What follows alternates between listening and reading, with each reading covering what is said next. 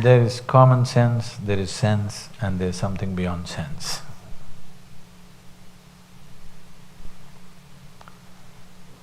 With common sense, your survival process gets handled.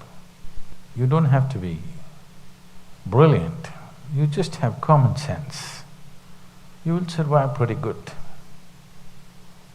You could turn out quite street smart. Actually, if somebody very intelligent is walking down the street, let's say Albert Einstein is walking down the street, a street urchin can easily con him. Albert Einstein doesn't have the wily nature of the one who's walking the streets every day. Very easily you can deceive him. You may have enormous intelligence about something else. So, because the street kid has more common sense is restricted to a certain habitat. In that habitat it works. In another place your common sense doesn't work. You know, you heard of the ISRO? They've sent a Mars probe now at 10% of the cost what NASA would do normally. Because it's all indigenous and they build it up in their own ways. So they were interviewing people to be taken in for a job in ISRO. Shankaran Pillai applied. He is very street smart, a lot of common sense. So the interviewer asked him, which is closer, moon or Mumbai? They're in Bangalore. Shankaran Pillai looked up in the sky and he said, moon. He said, what? How do you say that? He said, well, I can see the moon, I can't see Mumbai.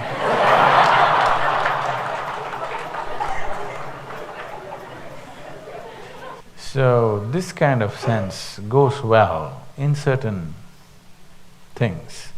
But if you want to transcend, you need a different kind of sense.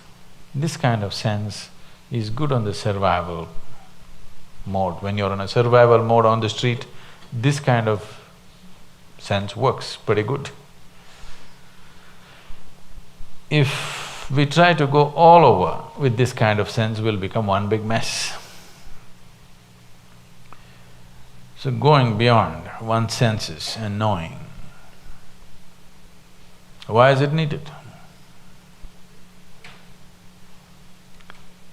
It's not needed if you're thinking in terms of a need. If you're using the word need as whether it is necessary for my survival or not, it's not needed.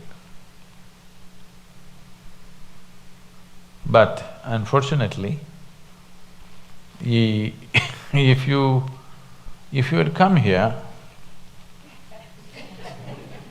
as a chimpanzee, it's definitely not needed. But your tragedy is you have evolved into a human being,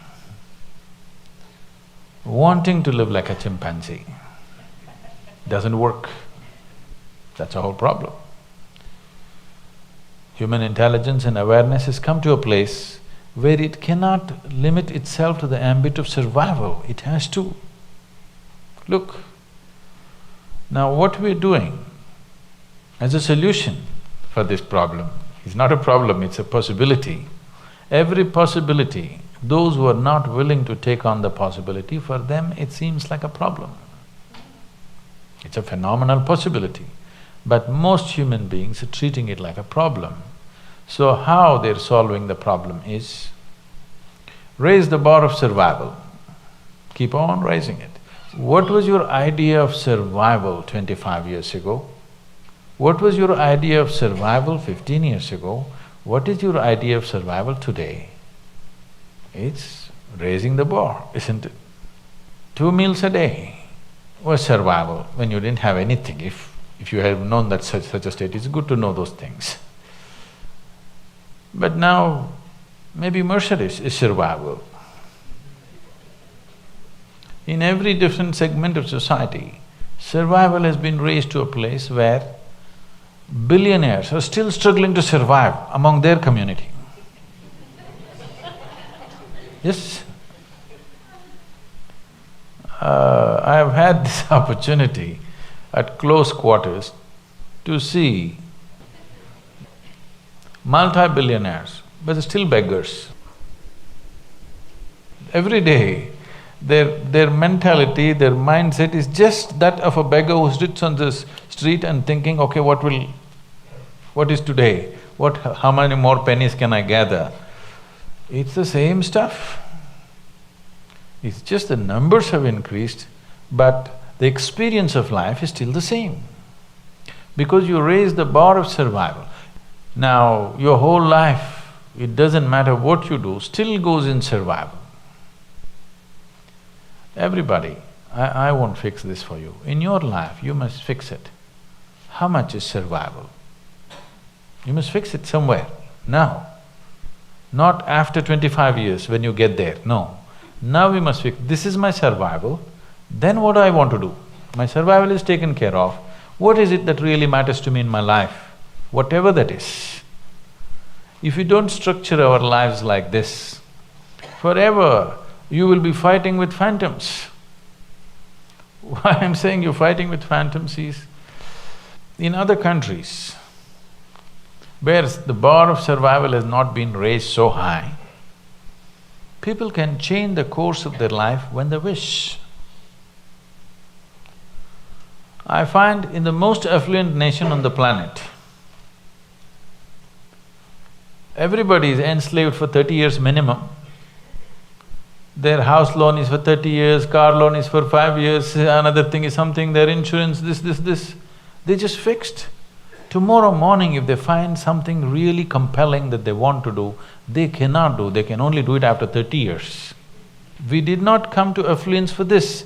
The idea of affluence is you have the freedom to change the course of your life, do what you want to do. You don't have to be stuck with what you thought was the best thing when you were 20. At 20 you may think this is the best thing, at 40 the damn thing means nothing. If still the same things mean a lot to you, that means you're stuck. You're not growing, isn't it? A whole lot of people are stuck at 14, not even 20. Same things, still they're excited about somebody's body part, they're still very excited about… It's ridiculous. When you're 14, you were excited, I understand. You're 45, 50, 60, you're still in the same bin. It's a tragic way to live, because essence of life is that we are able to explore as much as we can when we live here, to know and experience everything possible that is there in this life.